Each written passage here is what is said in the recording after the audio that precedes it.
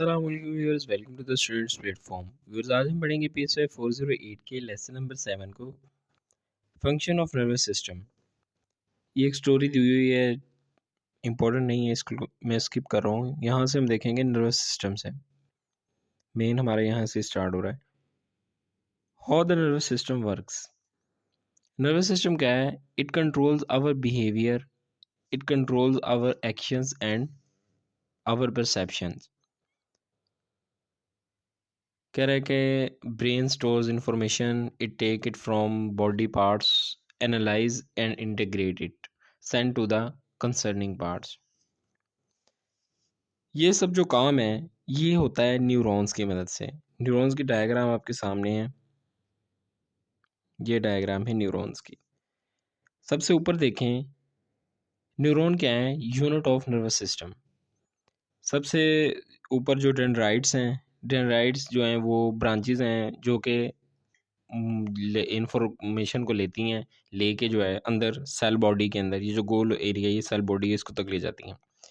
Cell body के अंदर जो इन्फॉर्मेशन प्रोसेस होती है, उसके बाद जो है ये एक्सोन को शिफ्ट कर देते हैं। एक्सोन क्या है? Long cylindrical structure called axon. आगे हैं, आखिर में साइनेप्टिक नॉब्स हैं। These are the branch like shapes at the end of axon which transfer information to the dendrites of the next neuron.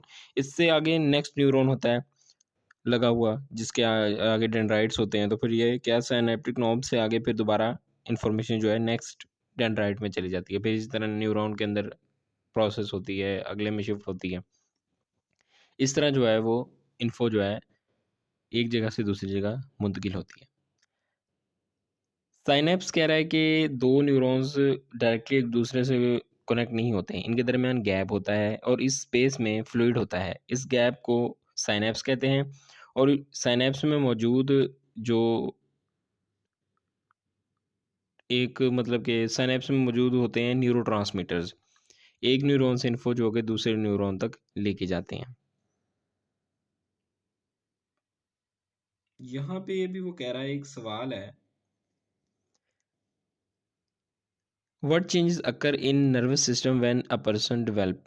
ज़्यादातर न्यूरॉन पैदाइश से पहले ही बन चुके होते हैं। बर्थ के बाद ब्रेन का ज़्यादा हिस्सा ग्लियल सेल्स की वजह से बढ़ता है, डेवलप करता है।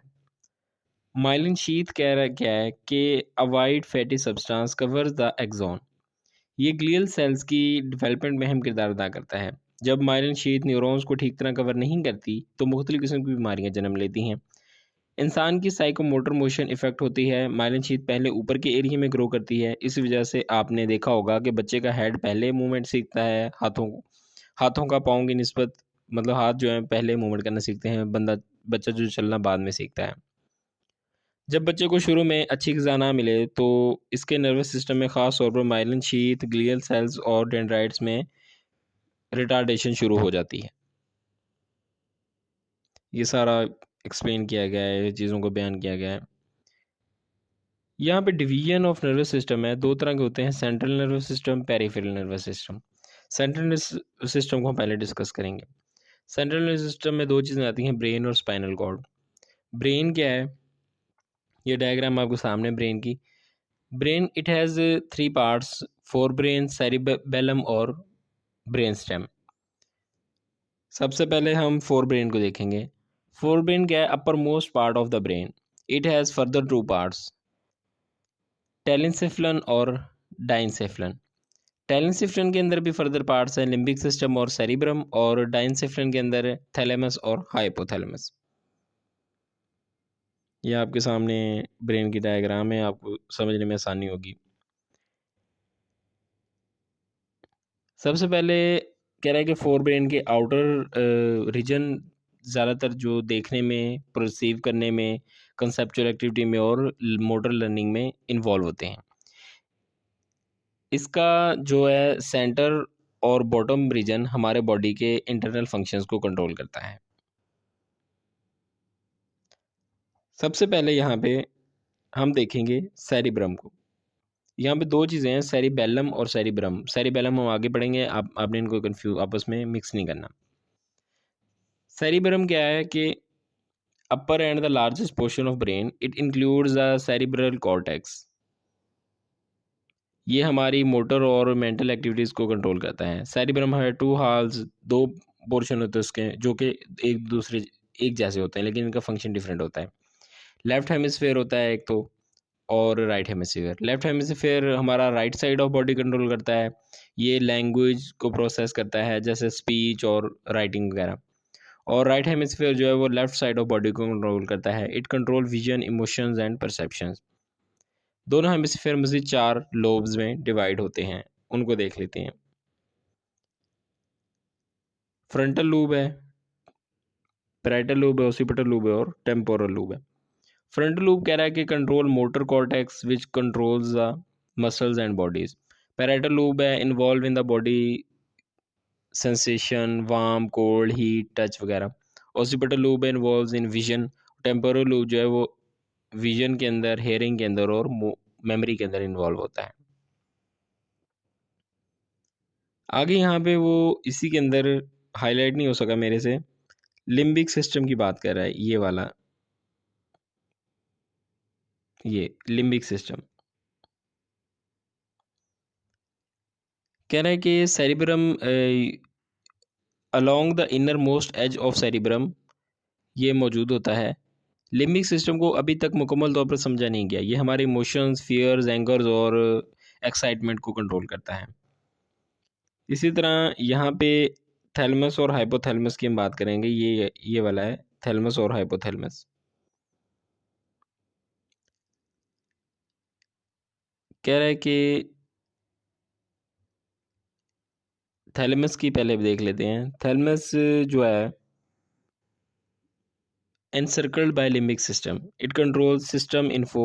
ये जो है नर्वस सिस्टम की तमाम इन्फो का इंचार्ज होता है क्योंकि सारी इन्फो इसके ज़रिए गुजर रही होती है। इसे हम चीफ रिले स्टेशन भी कहते हैं। इसी तरह जो हाइपोथैलेमस है, a small structure below the thalamus, ये हमारे इमोशंस, मोटिवेशन को कंट्रोल करता है। ये हमें बताता है कि हमें खाना कब है, हमें कौन सा काम कब करना है। मसलन जब हमें प्यास लगती है तो ये चीज़ हाइपोथैलेमस ही डिटेक्ट करता है। और इसके अलावा इट आल्सो कंट्रोल्स द हीमोस्टेटिस। हीमोस्टेटिस क्या है? बैलेंस इन बॉडी, जिस्म के टेम्परेचर को मेंटेन करना, हीट, हार्ट रेट को मेंटेन करना। जब हमें प्यास लगती है तो तो हमें महसूस होता है कि प्यास लगी तो हम पानी की तलब होती है, हम पानी पीते हैं। ये भी हाइपोथैलेमस के ज़रिए होता है। उसके अलावा कह रहा है कि जब हमें ठंड लगती है तो हम कांपते हैं, शिवरिंग करते हैं। ये चीज़ हमारी बॉडी में हीट पैदा करती है। गर्मियों में पसीना आना, जिसके ज़रिए बॉडी को कूल डाउन किया जाता है। आगे आ गया cerebellum. Cerebellum is lies at the back of the brain below the cerebrum, maintaining body balance and coordination movement. Also called small brain. इसका काम ये देखना भी है कि बॉडी में मूवमेंट करना, जो बॉडी मूवमेंट करना चाह रहा है क्या उसने वही मूवमेंट की है। मसलन किसी डायरेक्शन में हाथ हिलाया है, कितनी फोर्स से हिलाया है, और इन सब चीज़ों में कोऑर्डिनेशन भी सेरिबेलम के ज़रिए ही होती है। ये मूवमेंट को स्मूथ भी करता है और इनमें कोऑर्डिनेशन भी लाता है। आगे है ब्रेन स्टेम।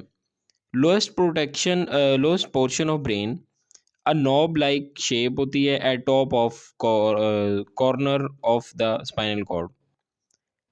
इसके अंदर कह रहा है कि brain stem consist of 4 parts: mid brain, pons, reticular system and medulla. Mid brain क्या है कि lies at the top of the brain.